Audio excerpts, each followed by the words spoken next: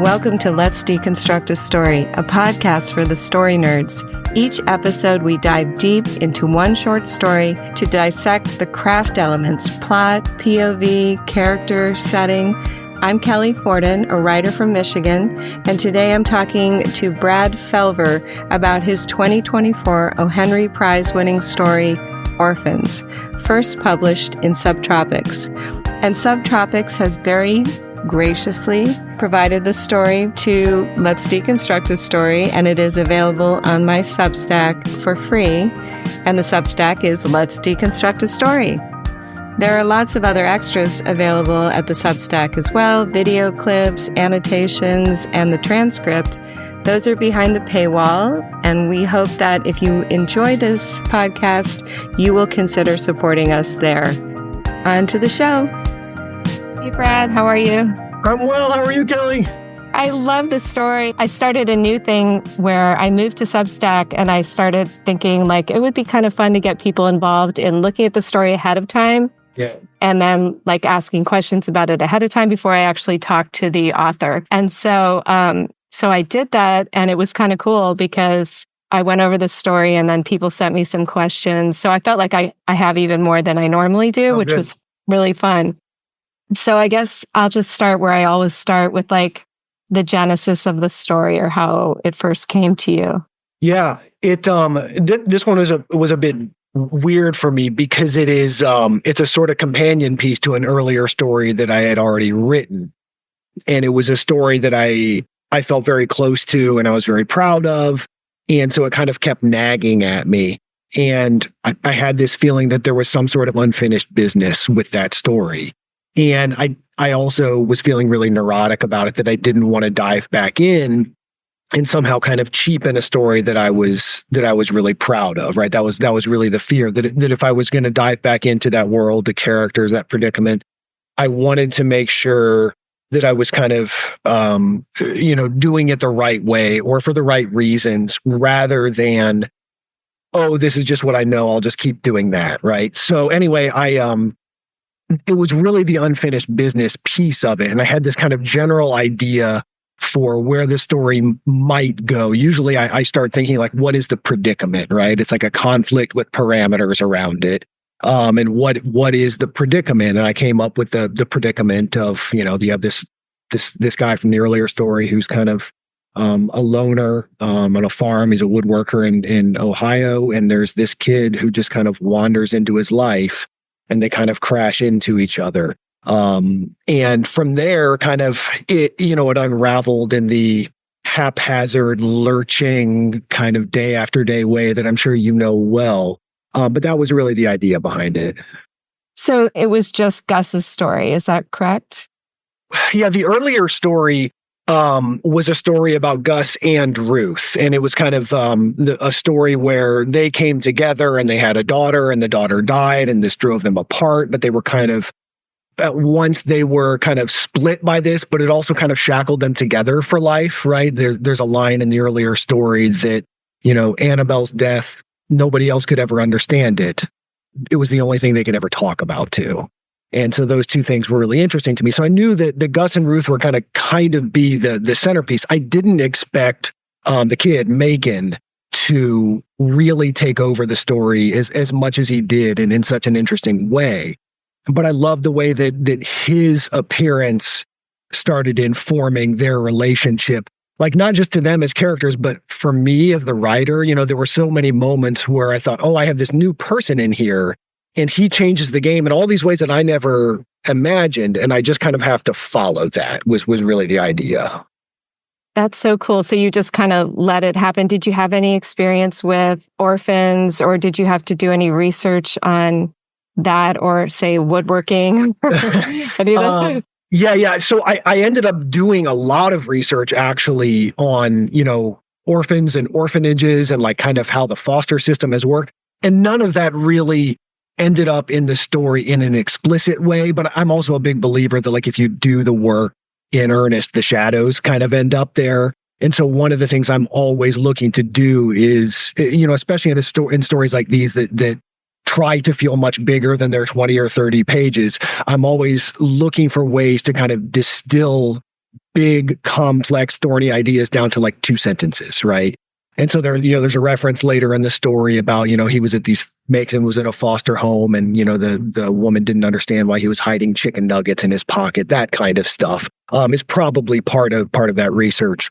The woodworking is much easier. I'm a woodworker. I've been a woodworker my entire life. So that's the kind of stuff that came very naturally to me. And in fact, it was almost hard because I had to keep that in the background, right? It was my tendency, because I get enthusiastic about it, is to let that take over. But of course, I'm not writing this just for me. So is that true then about sanding, that sort of weeds people out because it's just so tedious? It's so tedious. Yeah. I mean, I was out in my workshop yesterday sanding, and you always just kind of like put the headphones in and you say, all right, I'm just going to do this for the next couple of hours, and I'm not going to be precious about it. But there is something about that obviously it speaks to me too, right? That sort of dedication. Yeah. And that meditative quality. So, okay, but before we get off the orphans part, I was interested in the part about prejudice against orphans and how that came to you, because that intrigued me. Yeah. I wish I could speak to the absolute genesis of that. I don't really know so much. All I can say, I guess, is that, my wife and I are both public educators. And so we have had our share of students over the years who, let's say, have difficult family situations. And so we have kind of stumbled across this sort of thing, a number of times over the last 20 years. So probably part of it comes from that. But I also, I was really interested in this idea that, there is a name for a child who loses their parents, but there isn't a name for a parent who loses their child, right? And so that I liked that idea that, yes, Macon is explicitly the orphan, and yet when we simply make that word plural, readers are smart. They're going to realize we're saying, oh, there are 2 orphans here, right? And I loved that, how that seemed both important, but I liked kind of how quiet that was too. I don't know if that answers the question you were after, but no, kind of like I was thinking about how George Saunders, I think it was, who said the concept of a double works really well in stories. How, so then you'd have one orphan who's the adult and one who's the child. And then I feel like there were other parts of the story too where that concept came up. Have you heard of that before? Or? Yeah. I've heard him talk about that. I mean, including on your podcast. Is there anybody better to talk about short stories than George? I mean, he's not only like great, but he's great talking about it too. Absolutely. Yeah. I mean, often I have stories that kind of, there are these sort of like convergence points.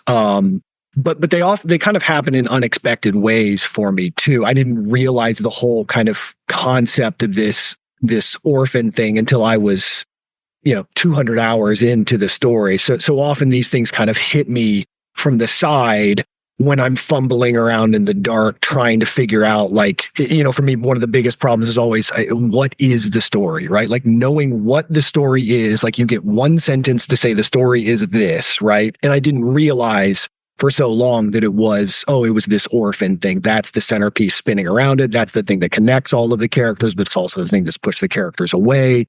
So yeah, that sort of duality, I think absolutely, that's how that happened. That kind of leads me into a question of, like, when you start a story, that's a thing I think a lot of writers who are starting out have trouble with. It's just that you don't know where the story's going. And so that's the point where people are like, oh, forget it. I have no idea what's going on here. Why am I even writing about this lady? And then they drop it. Yeah. And so where do you get that kind of, or how long did it take you to get that kind of confidence to keep going? I love the idea that I seem confident about it, right? Like, I've been doing this a long time, but every story is its own world. And yes, I do think getting the reps in breeds a sort of faith that I've been here before, I've pushed through it before, I will figure this out. That's on the one hand. On the other hand, every time I'm into a story and I'm groping around trying to figure out what it is, I run into this sort of like existential crisis literally every single time. Every time I'm convinced, the well is run dry. I'm not going to figure it out this time. Or there's not enough meat on the bone. It's like too thin. Stop pushing at this thing. Move on to something else. And I found for me, the only solution to that is like, just keep my butt in the chair, keep typing words, keep trying new things, like give myself the freedom to try things in the story that aren't going to end up in the story, and knowing that they are not going to end up in the story. Because we're back to that shadows, like the shadows probably will end up in the story in some capacity or another. And then I think George Saunders talks about this too, the idea that really what you're trying to do is push through the conscious into the subconscious, right? That if you are interested enough to spend hundreds of hours on a story, I really do believe there's something there. There's something to it that maybe the conscious mind doesn't quite understand, but the subconscious is kind of picking away at. And I think the longer you just spend on it, the accumulation, I'm a big believer in accumulation over time. I really do believe you will get there. But man, there are some dark moments in that process too. It is never clean and it's never linear either. No, it's not. And so sometimes do you just put it away for a little while, come back to it later? Because when you say 200 hours, is that pretty I mean, this is a 9,000 word story, yeah. So that's impressive. Yeah. This one is far more than 200 hours in the end, but it was probably 2 or 3 or 4. I'm kind of guessing here 100 hours before I even realized what the story was. And then you really have to go write the story too, right? I can almost divide it into those 2 different sections. But once you know what it is, for me, that's where I find that, like, I figure out what it is, and then pushing forward on it becomes a joy rather than a slog. I can't wait to get back into it. It's when I'm like, at night, I put my kids down to bed and I can't wait to get back to it and start working on it. That's when I know that I've got it. And then I'm chasing something specific rather than groping around in the dark. So how many hours did I have it in the end? Gosh, it's a ridiculous number of hours. I'm sure it has to be, $600-700. It could be easily. Yeah. One last question on that though. Yeah.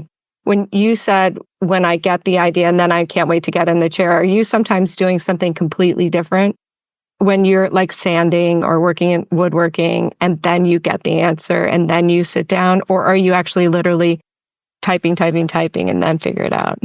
Yeah. I mean, it's all of the above for me. Sometimes it's when I'm doing something else. So it's like if I'm out in the workshop, sometimes things will occur to me because there is that sort of, sanding is sort of like fishing is the metaphor I would use. It's like doing something, but also not, right? You're mostly just kind of standing there. And so your mind can wander. I'm a runner too. So sometimes when I'm running and the endorphins are doing their thing, that's when I get ideas and I get kind of more optimistic about a story. A lot of times it's when I'm struggling with something, I go read. And I can't help myself, I'll go back and even reread things that just kind of make me feel optimistic about it. And that will kind of like jar something loose in my brain too. But yeah, I mean, all of that is in my mind is kind of in service of the thing that I'm working on at the time. Now to the technical aspects of the story. You've got the 3 different POVs. So it's Gus, and then it's Macon, and then it's Ruth. And then, there's some moments where I thought, okay, this is kind of like omniscient. Yep.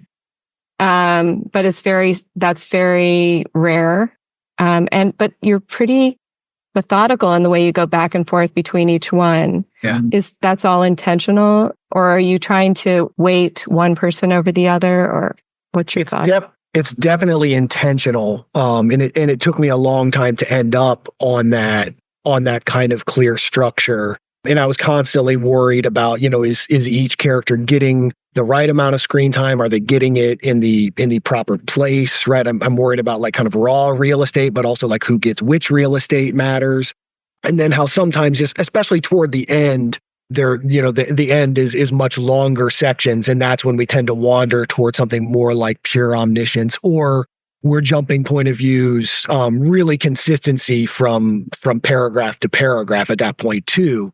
And I think in some ways what I'm trying to get away with there is I'm telling the reader, for the first, let's say 25 pages, here is the structure, here are the point of view characters. I need you to get to know them. And then in the last 5 pages, it's almost like me saying like, all right, I've earned your trust, right? Can you hang in there with me if I disrupt this pattern now? The characters, their predicaments well enough. So I'm going to kind of wander off script just a little bit in hopes that you'll hang in there. But yeah, I mean, it's a lot of kind of spinning plates all at once. Certainly, there's just a lot of technical stuff going on in there.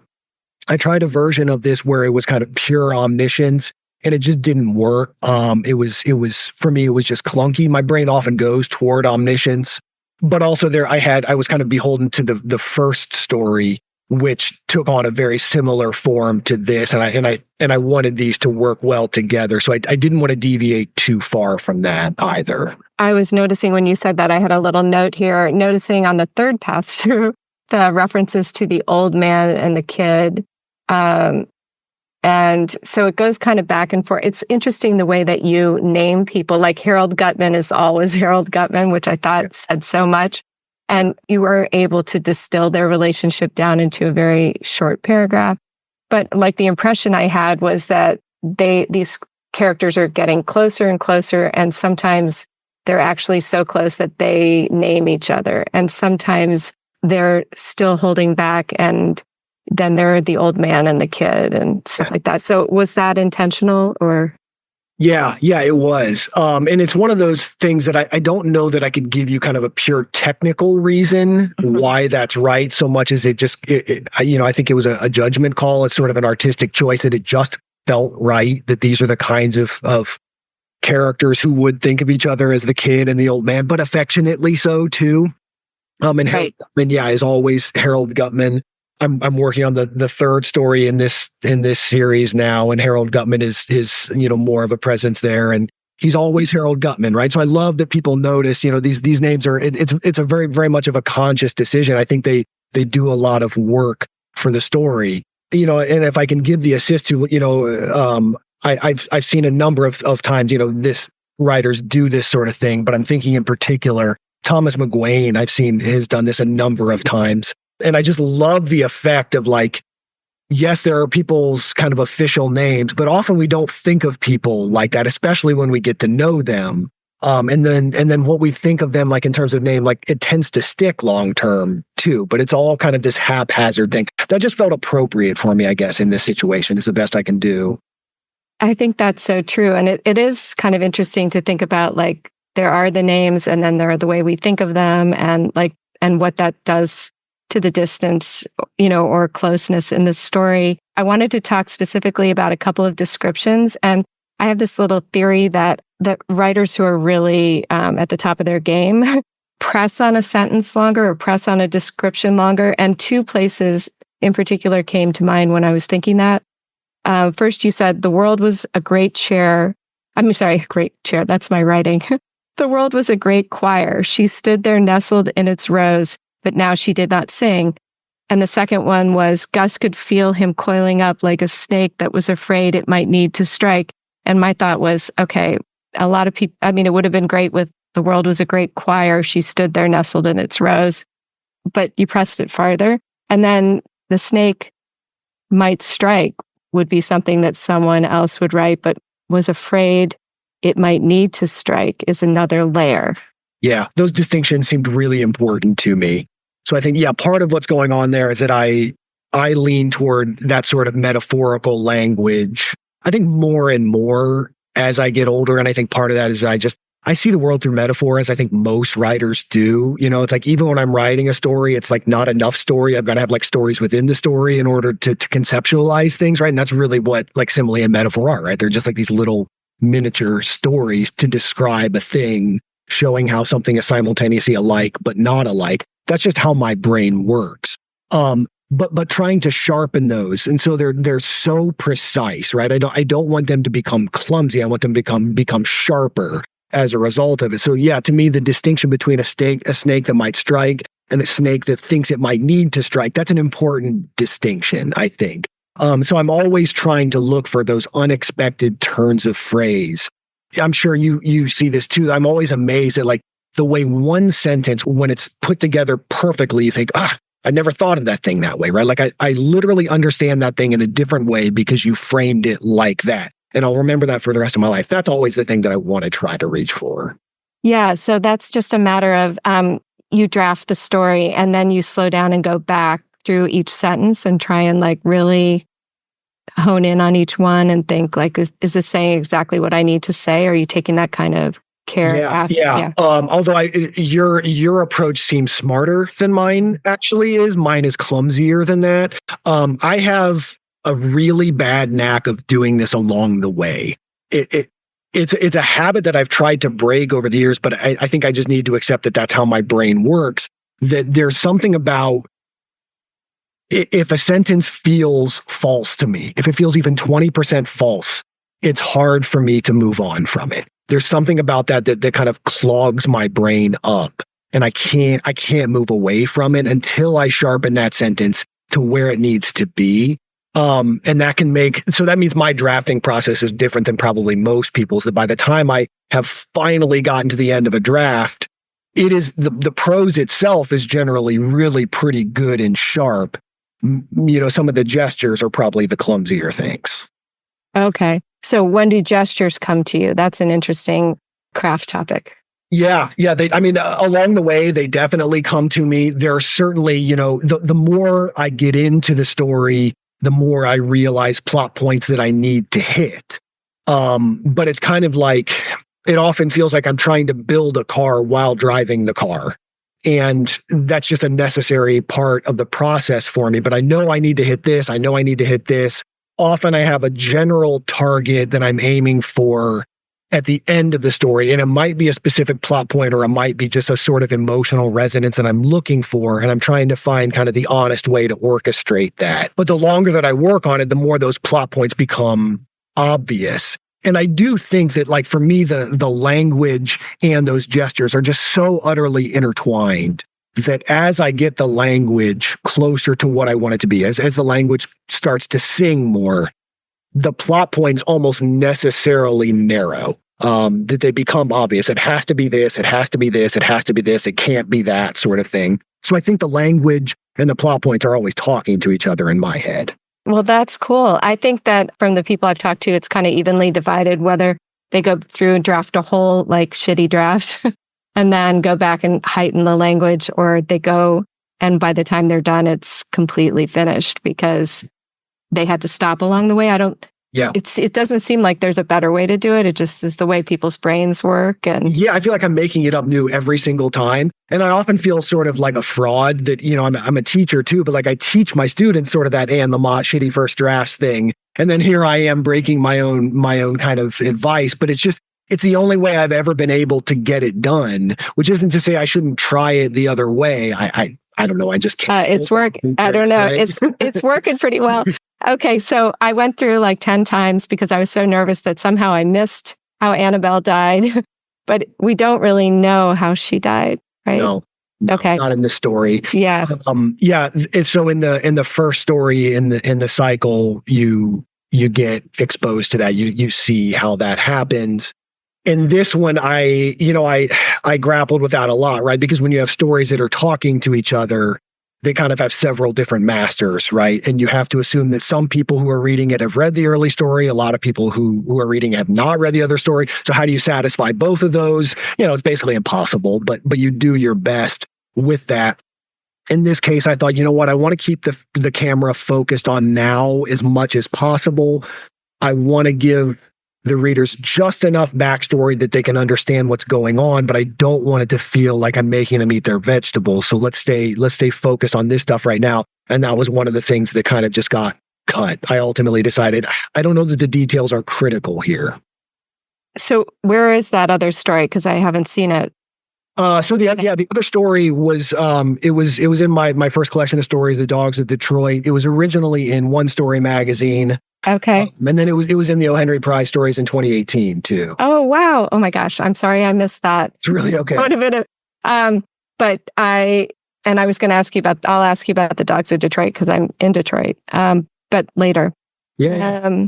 So one other thing I wanted to ask about. So Ruth comes in, and it felt like Gus needs Ruth to say, like, this is okay. It's okay for you to love this kid. Is that one of her principal actions in this story? Yeah, I think so. But I think, she's the only one who could say that. He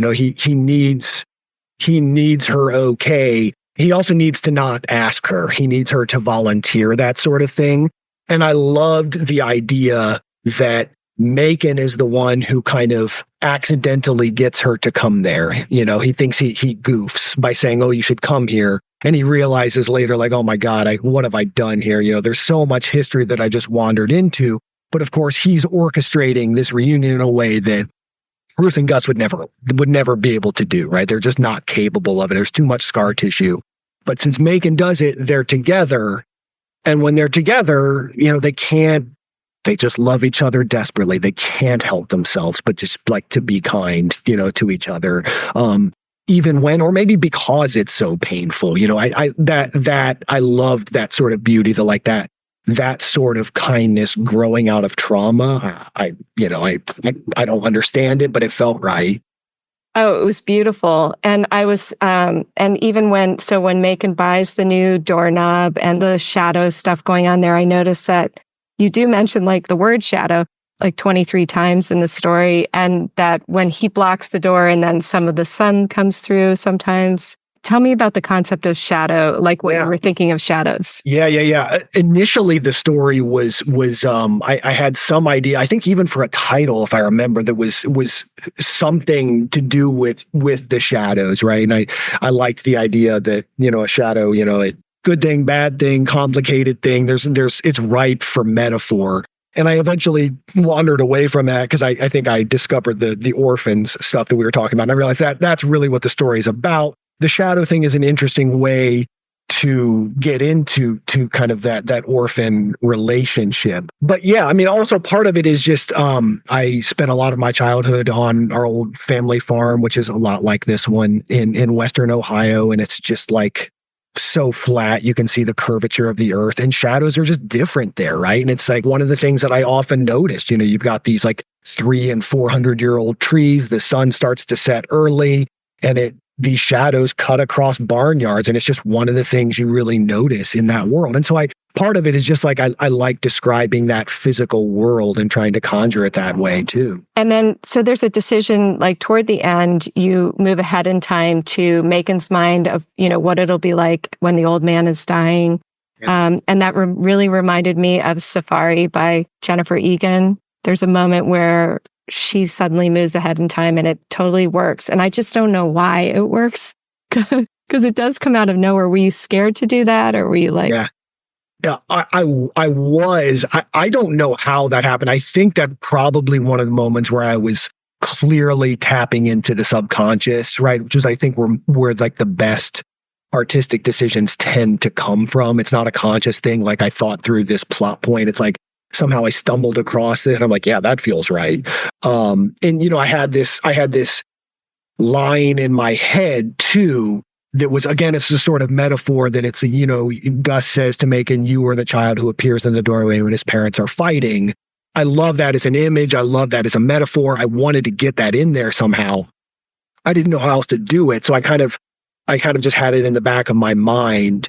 And then at this moment, I realized, oh, well, yeah, I could flash forward. Why not? Right? Like I'm allowed to do this.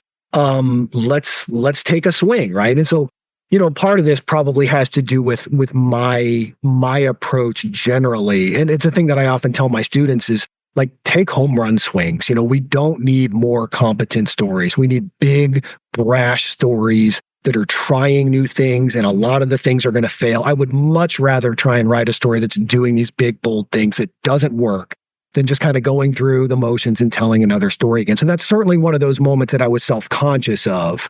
The notion that maybe it works makes me feel better. It works so well. And it is one of those moments where you're like, oh, I don't know if I can do this. And then at the end, you have that merging of all the POVs. I mean, it is like omniscient in the last couple paragraphs, but it's also like emerging. And I love the distinction there in the last paragraph where, you know, they weren't dancing, but it felt like they were dancing. They weren't doing this, but it felt like they were. And I don't think I've seen that done before, but that's so true. Like that's so true of life. Like in those really special moments, it can feel like you can be sitting at Dairy Queen and there's nothing happening, but it feels like you're, I don't know, in Paris or something. Yeah. And it's something that I've tried to get better at. You know, I think often I even teach my students, a scene is really a really simple organism, right? Its anatomy is just like what characters do, what they say, and what they think, right? That's really all it comes down to in the end. But often we forget what they think, right? And especially the way what you think doesn't always align with what you're doing or with what you're saying. And that's where it gets really interesting. I often think that there's sort of the external world and there's the internal world, and I don't know which one is bigger. The internal world is a vast, vast place. And so I'm trying still. It's like something I have to be really conscious about. It's like trying to get my characters to fall into that a little bit more, but to see the counterpoint of like what's actually going on out there. Because I'm with you, right? Like you're sitting at Dairy Queen and you're just eating a flurry thingy or a blizzard thingy, right? Whatever they call it. And yet somehow you sometimes have this like big sublime moment. And I love the juxtaposition of those two things. I do too. And I think that doesn't come naturally to a lot of writers at first when they're starting out. They know they have to do the scene setting and they know they have to do the dialogue and all that stuff, but the interiority, it's not always on the page. It's really hard, in finding the proportions of it, when to do it, especially in that one, the ending section of the story, I feel like I'm juggling a million different things, right? It's the different points of view, the different perspectives, the history. I'm trying to push, here's what this character's over here, this character's over here, this one's doing this one's saying this. I'm wandering in and out of heads. That took me a long, long time to kind of, play maestro and to feel like everything was working the way it should. So it probably took me, 50 hours to get that right. But probably it took me like 20 years of writing bad stories to get there. Right. Like part of it is just like getting the reps in. Yeah, it did. It felt like an orchestra. It just really was beautiful. Now you're writing a series of stories about them. The other one's in The Dogs of Detroit. What's your plan? Yeah, it's a great question. There are the two stories that are out now. I've kind of for a long time conceptualized of it as three distinct stories, but they kind of nest into each other as a novella, which is just what everybody wants, right? A novella. Mm-hmm. Yeah, I know. I love them, and I do too. Yeah. One story has a class right now in the novella, and I'm taking it. I love novella. Oh yeah. So yeah, I love novellas, and I love, part of it is I think that my brain tends to work from a more distant vantage. Like the narrative distance I have is often pulled farther away. Instead of using a lot of traditional scenes, it's a lot of like details that make the world make the time pass easier, kind of, right? So the idea behind it is I want to try to write a story that by the time you read it, it feels like a novel, right? That's often the goal. Kind of like the Alice Munro. Yeah. Or I think of, like one of the stories I often say is just like the perfect story is Brokeback Mountain, right? Like maybe it's a novella. Unbelievable. Well, that's actually we studied that last week. They call it a novella, but it's a long short story. It was in the New Yorker, right? But it's the perfect story. It feels so much bigger than it actually is, but in the best possible way, right? There's a reason they got an entire movie out of it. It's not just Ang Lee is a genius. It's like the material was really good. Anyway, I want to write this last story.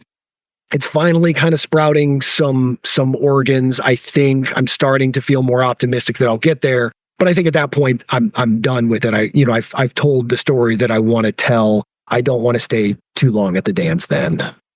So are you working on any novels, or are you sticking with short stories? No. I am. Yeah. I have one novel that's actually done. It's kind of sitting on a shelf right now for any number of reasons. And then another novel that I'm pretty deep into drafting. It was kind of giving me fits this summer, so I decided to step away and I started working on this third story in the cycle. My hope is that I finish that story and then I can jump back into the novel. Okay, cool. And one last question. So is there any advice that you always give to writers that you might want to impart before you leave? Yeah. I think I'll give the advice that I had an early mentor give me. He said the four most important words for any writer are apply ass to chair.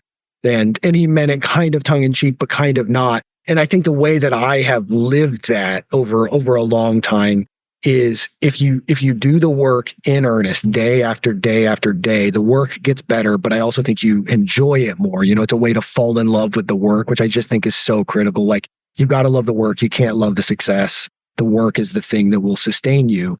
But it's, the idea of like just putting your butt in the chair, I think it privileges the idea of accumulation. And I think that's how a lot of the best writing tends to work, that you don't just sit down and like, throw a bullseye sort of, right? You have to slowly work at it, accumulating a good detail here, a scene here. You're realizing, oh, this about it. Oh, you're realizing this. And I think it's just time that you have in there. So yeah, I think just the more you're putting your butt in the chair, the more good things tend to happen. That's great advice. Thank you. Yeah. Thank you so much. It was such a pleasure to talk to someone from Ohio. Oh, likewise. Yeah. We didn't even do the Ohio and I know. Okay, but quickly, where are you in Ohio? I'm in Toledo. Know. So okay. really close to Michigan. Yeah. I'm okay. up in that area and in Ann Arbor, frequently. Literally, okay. There's like my home bookstore. Oh, wow. Okay. Yeah. And then The Dogs of Detroit, I'm going to pick that up. I haven't read it yet, but I'm so excited to read it. Oh, I appreciate it. Yeah. Okay. Well, thank you so much.